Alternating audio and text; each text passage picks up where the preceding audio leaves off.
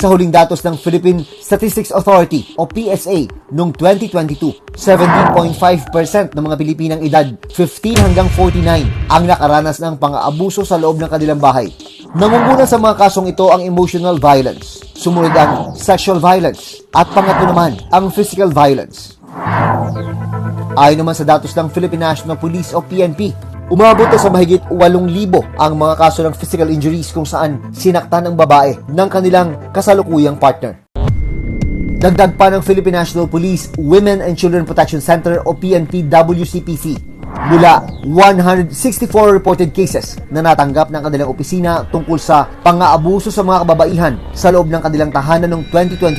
Tumaas daw ito ng mahigit 300 cases nito lang nakarang taon.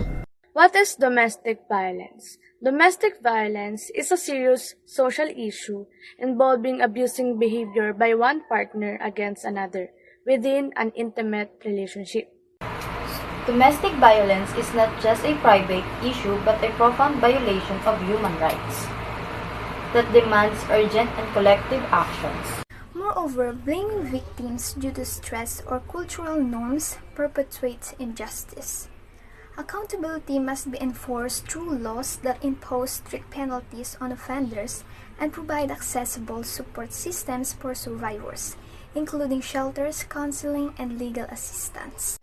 Domestic violence is a terrible plague that destroys lives silently behind closed doors. But together, we can and are agreed to stand against domestic violence by becoming informed, speaking out, and supporting survivors. No one deserves to live in fear or pain, whether their home should be a highway.